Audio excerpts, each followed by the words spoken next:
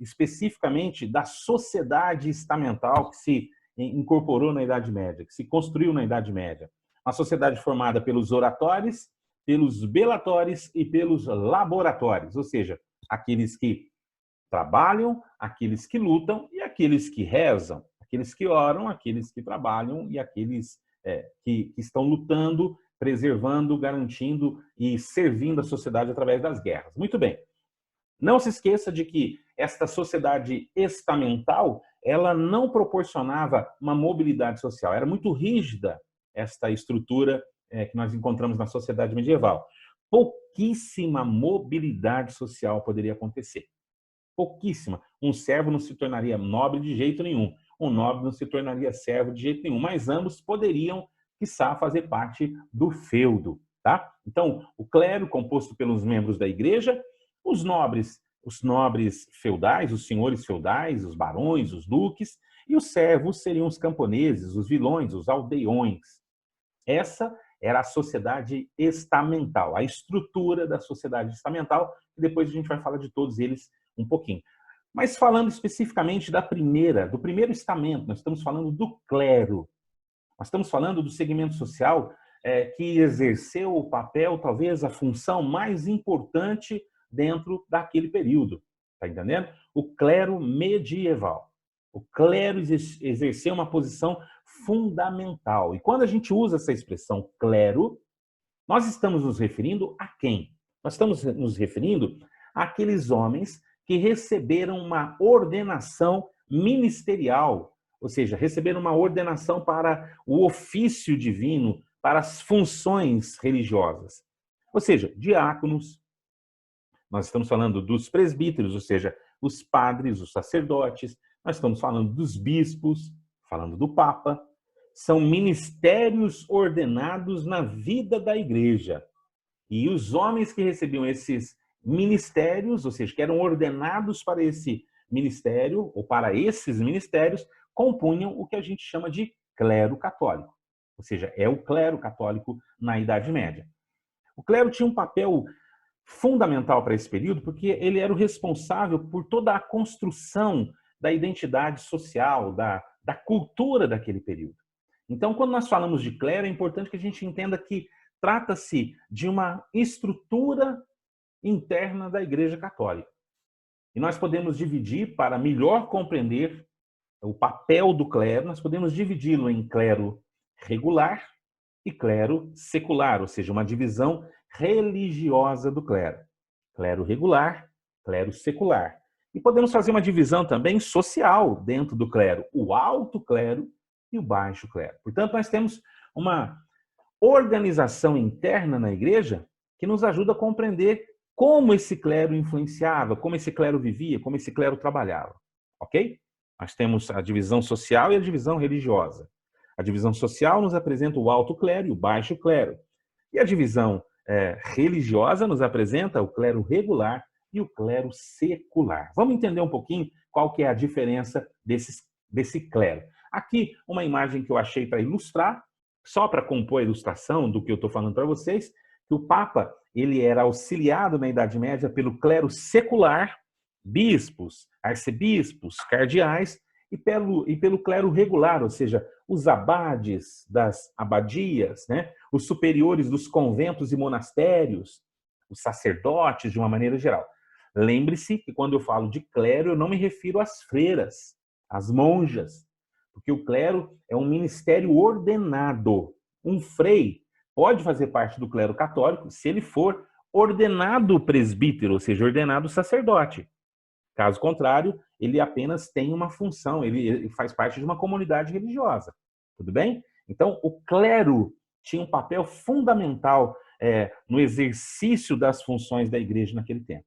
O clero regular, que é o clero ligado às ordens religiosas, ligada às congregações, aos conventos, mosteiros, monastérios, abadias, né, que eram fundados e que definiam certas regras de conduta para aquelas pessoas.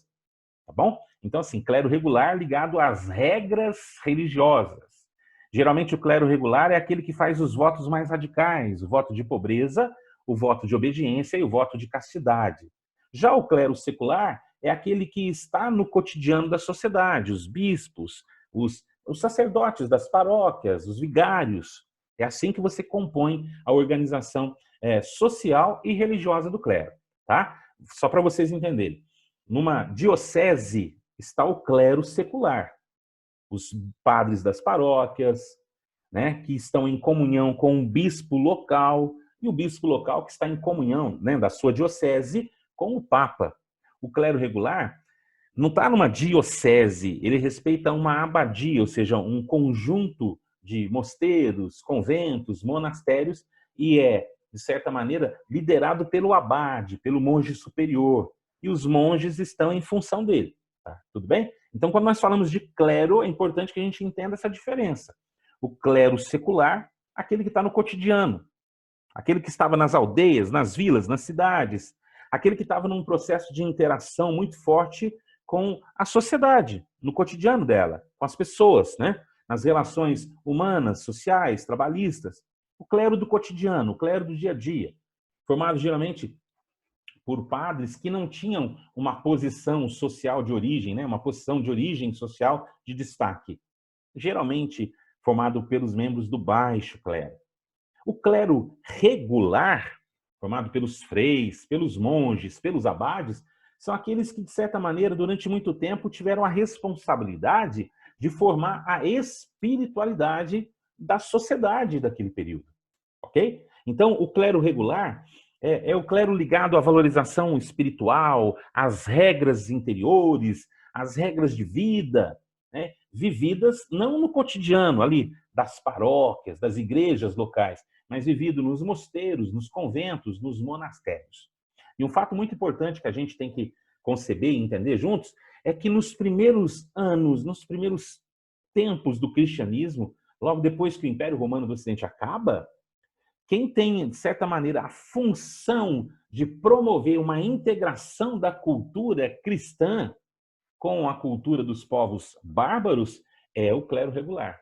Ele vai ter a grande responsabilidade de levar a cultura clássica, a cultura cristã, porque eram os padres letrados, os padres devidamente cultos na letra clássica, na língua clássica, no grego, no latim, tudo bem? O clero regular tinha uma posição muito importante no início da construção medieval. Tanto é que eram os monges, chamados copistas, que ficavam nos mosteiros, nos conventos, fazendo as cópias, as compilações das publicações de grandes filósofos, de grandes escritores, né, do mundo antigo, como também compilando, escrevendo, publicando aquilo que era do escrito católico, dos padres, dos bispos, dos santos da Igreja Católica. Clero regular e clero secular. Tranquilo?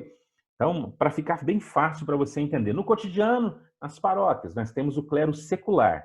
Aqueles que vivem em mosteiros, em ordens religiosas, em congregações, são o chamado clero regular, beleza? E quem toma a frente desse grupo todo é o Papa, que exerce a função pastoral e de governo da igreja. Mas o clero também pode ser compreendido a partir da sua divisão social, o alto clero e o baixo clero. O alto clero é aqueles que têm uma origem nobre. Exatamente por possuírem uma origem nobre, podem exercer cargos eclesiásticos mais elevados. Por isso a gente chama de alto clero. Então, quando um nobre tinha muitos filhos, o mais velho herdava os bens, o título e o feudo. Mas os filhos mais novos podiam escolher se continuavam a serviço daquele irmão, como nobre também, como cavaleiro, ou se preferissem, poderiam entrar para a vida religiosa e poderiam, inclusive, se tornar membros do alto clero. E quando entravam para a vida religiosa, acompanhava eles um grande dote, ou seja, o nobre doava um lote de terras para determinado mosteiro, determinada abadia ou determinada diocese. Por isso que a igreja também, durante o período medieval, ela foi tão importante e poderosa no aspecto econômico, pela grande quantidade de doações de terras que ela recebeu.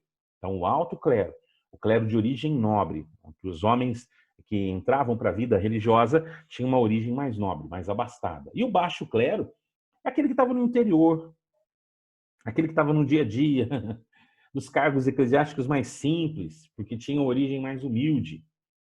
Esse clero dificilmente experimentava alguma ascensão, sabe? Mas fazer parte deste grupo social, desta parte do clero, já era uma possibilidade de ascensão, já era uma possibilidade de crescimento social, sobretudo para alguém que nasceu entre os servos, entre os camponeses, se tornar membro do clero católico, mesmo que fosse do baixo clero, já era um pequeno sinal de mobilidade social. Está vendo como que a Igreja Católica tinha uma história, uma organização social? Espero que você tenha compreendido. Aqui tem mais uma ilustração que nos ajuda a compreender essa divisão. O alto clero, bispos, abades, e o baixo clero, os párocos, os monges, aqueles que não exercem uma função específica de governo ou pastoral. Mas é fato, olhando para o relógio aqui, é fato que a Igreja Católica é, naquele momento, a instituição mais importante. É a voz da sociedade, é a transmissora da cultura. Por isso ela exerce um papel decisivo entre todos os cidadãos, entre todos os habitantes da Europa Ocidental. Ela exerce uma importante influência na organização econômica, na coesão social, na legitimação da dominação política. Ela exerce uma função importante nas manifestações culturais. A igreja é a voz da Idade Média. Ninguém pode negar isso, tá? Porque a religião, desde muito cedo, ela foi sendo enraizada, ela foi fazendo parte das raízes da cultura ocidental, daquela civilização que emergiu ali no final do Império Romano do Ocidente. A sociedade medieval tem na religião possivelmente um dos aspectos mais fundamentais na sua organização e na sua construção social. A gente não pode, de jeito nenhum, negar a função e a importância que a Igreja Católica possuía nesse período. Tá? Em todos os aspectos da vida, a Igreja estava presente. Porque era uma sociedade que experimentava muito misticismo, muita superstição. Misticismo no sentido religioso, mas também o misticismo no sentido de práticas populares da religião. A Igreja, ela acabou sendo a construtora de um novo tipo de civilidade. Porque no momento em que as pessoas não tinham muitas explicações racionais, no momento em que não existia uma cultura ao pé da letra mesmo, intelectual, a não ser na igreja, né, onde você não tem uma explicação científica para as coisas, para os fenômenos, a cultura popular, criava, tinha um grande senso de imaginação e que, de certa maneira, iria lapidando esse misticismo, essa superstição medieval, foi a igreja. E por isso, aos poucos, a religião foi exercendo um papel tão importante. Por isso a igreja exercia o poder econômico, o poder político e o poder cultural. E de que maneira isso acontecia? Primeiro, pela visão de mundo que a igreja empregava naquele momento. O chamado teocentrismo, ou a visão teocêntrica, em que coloca Deus como pano de fundo de todas as coisas, em que coloca a explicação religiosa como pano de fundo. Deus é o centro de tudo. Deus e a sua vontade é que determinam todas as coisas.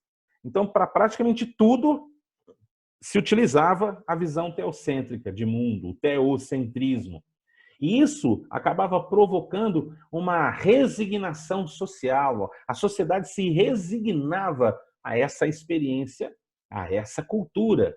E ao fazer isso, dava à igreja o monopólio cultural, o monopólio do saber. Numa época em que não era muito comum o apreço pelos estudos, né? Só lá durante o Renascimento Carolíngio, século IX, é que nós vamos ter um reaquecimento da cultura, da educação, a celebração da arte, né, através do reinado de Carlos Magno. Mas depois que o Império Romano do Ocidente acabou, a civilização do Ocidente que estava se construindo, ela estava caminhando para a barbárie. E quem vai introduzir nessa barbárie o senso de civilidade, o senso de moral, o senso de justiça, o senso de ética, é a Igreja Católica, através do cristianismo. Por isso, ela vai possuir esse monopólio do saber.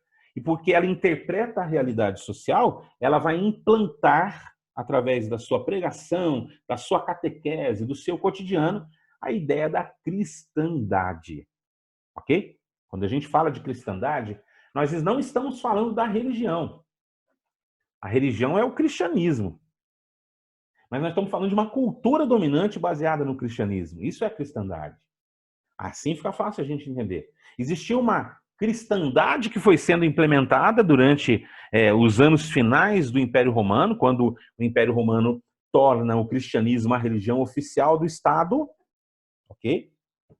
Porém, a construção dessa cultura vai ser gestada ao longo de alguns séculos. Então, essa cultura dominante que foi sendo gestada, né, pela Igreja Católica, lá entre o século VI até o século VIII, IX, é o que nós chamamos de cristandade. Essa visão de mundo, mais ainda, essa cultura dominante que determina o modo das pessoas viverem. Essa cultura dominante que estabelece o modo de pensar, o modo de agir, baseado nos valores pregados pela Igreja Católica através do cristianismo. Então, a cristandade foi um elemento fundamental na construção da sociedade medieval, da civilização ocidental. Por isso a gente fala que a Igreja Católica exercia dois poderes nesse período. O poder espiritual e o poder temporal. O poder espiritual como autoridade religiosa máxima. A palavra da igreja era uma palavra, né? Tem uma expressão que se usa na igreja que é assim, Roma locuta causa finita. Acho que é isso mesmo. Ou seja, Roma diz, Roma fala, ponto final. Tá? Então, a Igreja Católica ela sempre exerceu essa função fundamental, essa posição de destaque aí. E ela exercia também o poder temporal, exatamente pela sua capacidade política, pelas grandes extensões de terra que ela recebeu, pelo fato dela interagir o tempo inteiro com aquela sociedade que foi se fragmentando, né? Com o poder político que foi sendo estabelecido nas mãos dos nobres. Então, a Igreja Católica, ela exerceu durante muito tempo essa força e esse vigor. Quando nós falamos de sociedade medieval, meus queridos, nós estamos falando de um período que é fundamental para a gente entender. Um período em que a igreja vai sendo construída, vai sendo formada e, ao mesmo tempo, onde a sociedade medieval vai sendo construída e formada também. Quando nós falamos de sociedade medieval, nós começamos falando do clero.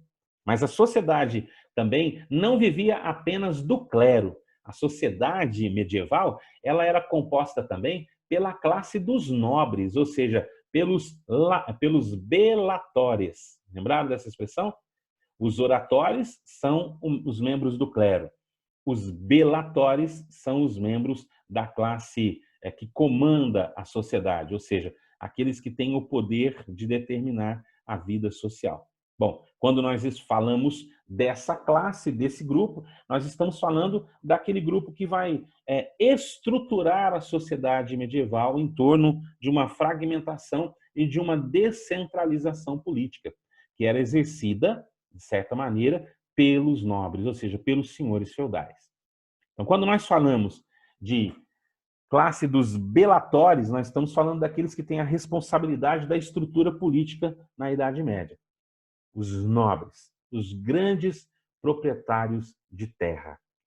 Nobres que foram, ao longo dos séculos, estabelecendo relações mútuas de auxílio, relações mútuas baseadas na troca, na dependência pessoal, em que guerreiros, chefes guerreiros, privilegiavam ou presenteavam os seus guerreiros para mantê-los leais ou para, de alguma maneira, premiar a honra e a lealdade daquele povo. E aí, com o passar do tempo, das décadas e dos séculos, foi se estruturando a classe importante, porque é a classe que vai manter a ordem, digamos assim, política e econômica daquele período.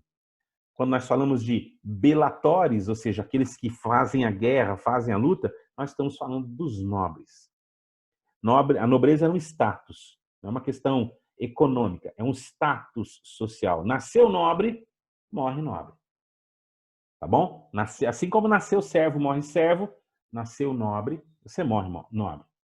E é uma classe que exerce o poder político, porque quando acabou o Império Romano, quando começou todo aquele processo de fragmentação, esses nobres foram estabelecendo laços que os ligavam, os chamados laços de vassalagem. Tá? E aí nós vamos ter uma complexa rede de relações políticas que foram fazendo com que o poder na Idade Média não fosse centralizado em alguém. As duas únicas expressões de poder centralizado que nós temos na Idade Média, efetivas, foi durante o reinado de Carlos Magno, no Império Carolíngio do século IX, e no Império Bizantino, mas já na Europa Oriental, o antigo Império Romano do Oriente.